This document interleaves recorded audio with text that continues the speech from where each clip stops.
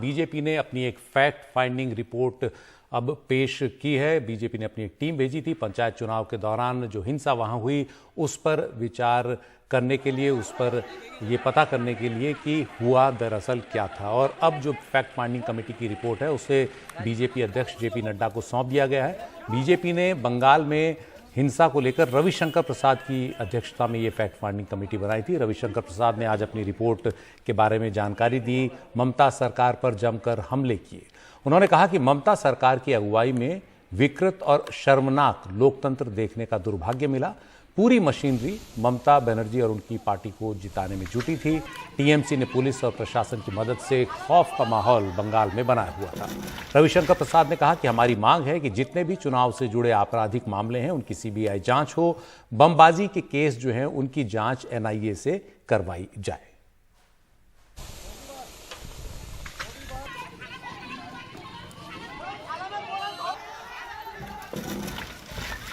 एक बहुत ही विकृत और शर्मनाक लोकतंत्र देखने का दुर्भाग्य मिला। आप सभी जानते हैं कि ग्राम पंचायत का चुनाव वो संविधान की एक मर्यादा है। संविधान के अंतर्गत फर्स्ट टायर ऑफ इलेक्शंस है वो, और उसका एक चुनाव आयोग होगा, ये भी संविधान में प्रावधान है। तो आज क्या ग्राम पंचायत, क्या नगर निगम, क्या जिला परिषद, क्या विधानसभा, क्या लोकसभा, इन सभी संस्थाओं के बारे में संविधान में ही प्रावधान है।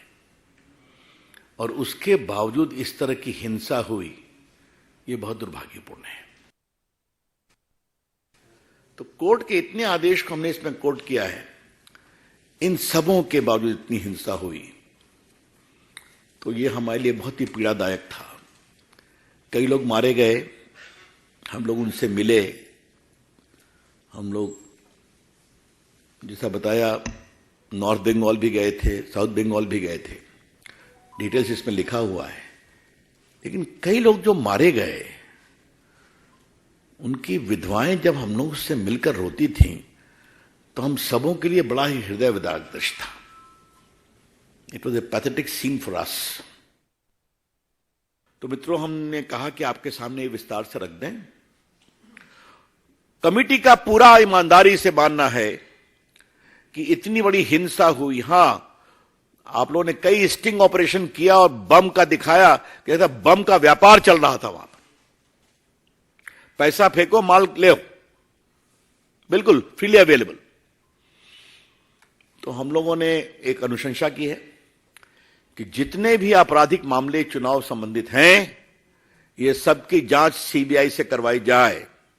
और दूसरा, चूंकि बम का भी बहुत केस है, तो ये शेड्यूल्ड ऑफेंस है, और जितने भी बमबाजी के केस हैं उनकी जांच एनआईए से कराई जाए। और बीजेपी की इस फैक्ट फाइंडिंग रिपोर्ट में और क्या क्या है, रविशंकर प्रसाद ने और क्या जानकारियां दी, ये बताने के लिए हमारे साथ हमारे सहयोगी रवीश रंजन शुक्ला हैं। रवीश, काफ़ी ज़्यादा नाराज़ दिख रहे हैं रविशंकर प्रसाद पश्चिम बंगाल के दौरे से लौटने के बाद, और उनकी रिपोर्ट में लगता है कई इस तरह की बातें हैं जो ममता सरकार को कटघरे में खड़ा कर सकती हैं। आज जी बिल्कुल सुशील जी, क्योंकि जब 8 और 9 तारीख को पंचायत चुनाव में हिंसा हुई थी, उसके बाद में 11 तारीख को जो है वो जेपी नड्डा ने फैक्ट फाइंडिंग कमेटी बनाई थी और बाकायदा 5 सदस्यों को रविशंकर प्रसाद के नेतृत्व में पश्चिम बंगाल भेजा गया था। रविशंकर प्रसाद का यह भी कहना था कि पहले तो पश्चिम बंगाल में जाने से उन्हें रोका गया, लेकिन जब उन्होंने बातचीत की तब उसके बाद में उन्हें जाने दिया गया। और 3 दिन ये जो कमेटी है, ये 3 दिन पश्चिम बंगाल में तमाम सारे इलाकों का दौरा किया। उनके मुताबिक 2000 किलोमीटर उन्होंने सफ़र तय किया, कई सारे इलाकों में गए, काफ़ी रिमोट इलाकों में गए और तमाम सारे लोगों से वो मिले।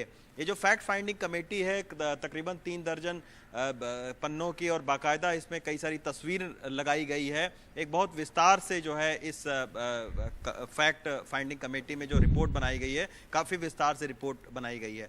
रविशंकर प्रसाद का ये भी कहना है कि बीजेपी के तमाम सारे जो कार्यकर्ता हैं उनके साथ में हिंसा हुई, और इस पूरे रिपोर्ट के 5 बिंदु थे। उनका ये कहना था कि ये पूरी जो हिंसा हुई है उसके 5 आधार थे। मतलब एक ये था कि पंचायत चुनाव में पहले बीजेपी के उम्मीदवार को खड़ा ही नहीं होने देना है, अगर वो खड़ा भी हुआ है किसी तरीके से तो उसको प्रचार करने से रोकना है। अगर वो प्रचार भी किसी तरीके से कर लिया है तो फिर उसके समर्थकों के घर पर हमला करवाना है। और अगर इन सब के बावजूद अगर वो जीत गया है तो अंडरटेकिंग बाकायदा ली जा रही थी वहां पर, इस तरीके की उन्होंने फैक्ट फाइंडिंग जब लोगों से बात किया तो तथ्य निकल कर सामने आए कि बाकायदा अंडरटेकिंग लिखी जा रही थी कि जब तक आप टीएमसी ज्वाइन नहीं कर लेंगे तब तक आपको जीतने का प्रमाण पत्र नहीं मिलेगा। रविशंकर प्रसाद ने तृणमूल कांग्रेस को तो कटघरे में खड़ा ही किया, साथ में जो घटक दल हैं मसलन कांग्रेस है और मार्क्सवादी पार्टियां हैं, उनका ये भी कहना था कि जानबूझकर कांग्रेस और मार्क्सवादी पार्टियों के कार्यकर्ताओं के साथ में भी हिंसा हुई, लेकिन ये दोनों ही पार्टियों ने इस हिंसा पर चुप्पी साध ली। सुप्रीम कोर्ट से लेकर हाई कोर्ट तक ने जो है वो इस हिंसा पर कई सारे सवाल उठाए, कई सारे जजमेंट दिए, कंटेम्प्ट हुआ, लेकिन उसके बावजूद जो है वो हिंसा नहीं रुकी। और उनका ये भी आरोप था कि कहीं ना कहीं पूरी जो मशीनरी है, वो चाहे राज्य का चुनाव आयोग हो या वो चाहे पुलिस हो, वो चाहे वहाँ का प्रशासन हो, ये पूरी मशीनरी ने मिलकर जो है इस पूरे हिंसा को करवाया। यही वजह है कि उनकी एक डिमांड है कि जो हिंसा चुनाव से जो संबद्ध हिंसा है उसकी सीबीआई जांच हो, और जो वहाँ पर बम मारे गए हैं, कई 12 लोगों की इस पश्चिम बंगाल के हिंसा में मौत हो गई है इस पंचायत के चुनाव में, जबकि पिछले बार का अगर हम चुनाव देखें 2018 में 10 लोगों की मौत हुई थी। और जब 2018 में 10 लोगों की मौत हुई थी, उसी हिंसा के मद्देनजर जो है वो इस बार हाई कोर्ट ने भी और सुप्रीम कोर्ट ने लगातार जो निर्देश हैं वो दिए थे कि इस बार बहुत पुख्ता प्रबंध जो है वो राज्य सरकार की तरफ से किया जाए। तो कहीं ना कहीं कुछ ना कुछ लैप्सेस जो है वो जरूर रहे हैं। यही वजह रही कि इतने लोग, 1 दर्जन लोग करीब मारे गए हैं। और उनका ये कहना था कि बमबाजी काफ़ी हुई है तो एनआईए की जांच हो। अब सवाल इसमें ये उठता है कि अगर सीबीआई की जांच करवानी है तो बाकायदा राज्य सरकार की ओर से एक सिफारिश आती है यहाँ पर, तब वो सीबीआई की जांच होगी। लेकिन बीजेपी ने इस पूरे मामले पर बहुत ही गंभीर कई सारे सवाल उठाए हैं, और साथ में न सिर्फ तृणमूल कांग्रेस पर बल्कि कांग्रेस और मार्क्सवादी पार्टियों पर भी चुप रहने का एक आरोप लगाया है। जिस तरीके से ये पूरी हिंसा हुई और जिस तरीके से एक व्यापक स्तर पर हिंसा हुई, मतलब रिमोट इलाकों से लेकर और शहरी इलाकों तक जिस तरीके से हिंसा हुई, जैसे महिलाओं के ऊपर में अत्याचार हुआ, उन्होंने बाकायदा कुछ अपने कार्यकर्ताओं के नाम गिनाए और नाम समेत ये कहा कि एक शांतनु कार्यकर्ता का उन्होंने जिक्र किया कि उसका मर्डर, उसको मार दिया गया। कई सारे और जो महिला कार्यकर्ता थी बीजेपी का, उनका जिक्र किया कि उनके परिवार पर जो है वो अब तक हमले हो रहे हैं लगातार। तो एक काफ़ी विस्तार से इस रिपोर्ट को पेश किया गया है। अब देखना होगा कि आखिर इस पर क्या कुछ करती है सरकार, क्या करती है।